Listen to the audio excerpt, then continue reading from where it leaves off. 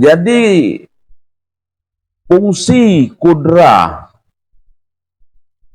dan iradah nian adalah berhubungan kerja iradah dengan kudrah bak segala mungkin. Baik pun mungkin nian akan mewujud, akan na, atau mungkin nian akan hana. Mungkin na atau mungkin hana. Ya. Mana waji menyata pegat bak sabuh penggaris nyo lagi nyo garis. No, penggaris. Panjang mesti 50 cm. Nyo galam na maujud, galam na makdum. Sedangkan maujud dengan makdum nyo idang bak garis 15 cm. Sinyo roi katakanlah.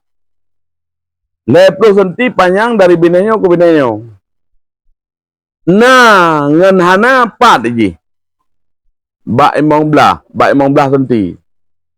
Jadi tak kena ngan hana bak 15 cm. Karena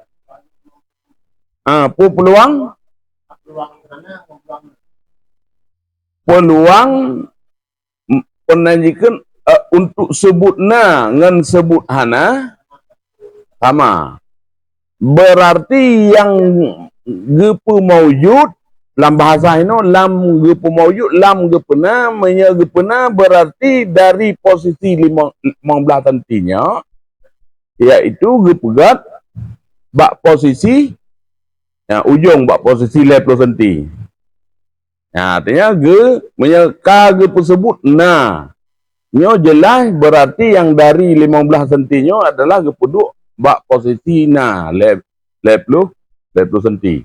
Menyata pegah garis penggaris panjang simeter nyo 50 bak 50 nyo nyo na ngan hana nyo hino saban-saban. Hana salah saboh kekuatan.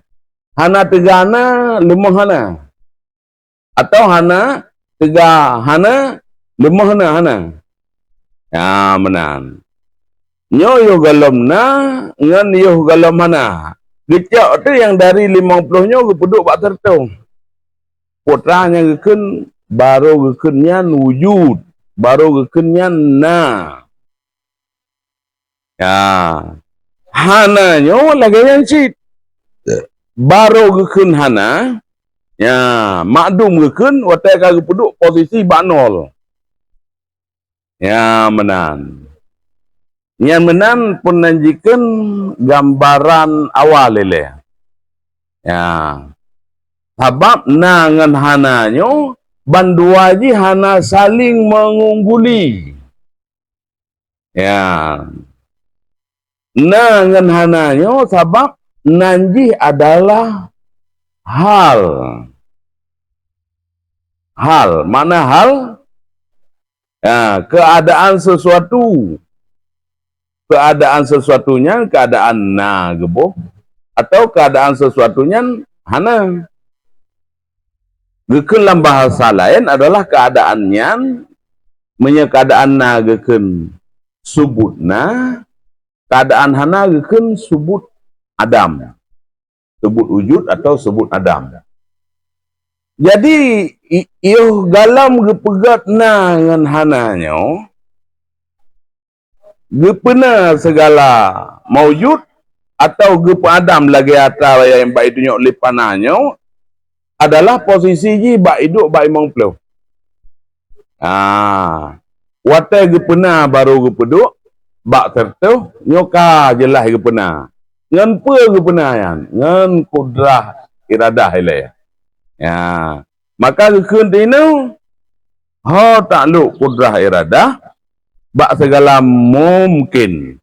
Mungkinnya jid segala mungkin maujud, mungkin ada, atau mungkinnya mungkin makdum. Jid, gepahana bandum. Gepahana bandum. Ya. Atau gepena bandum. Atau sah gepena sebahagian, gepahana sebahagian. Ya, benar. Nyoban penaikan makna taksir, memberi bekas dari hana kena atau memberi bekas ge pekekal hana di hati hana.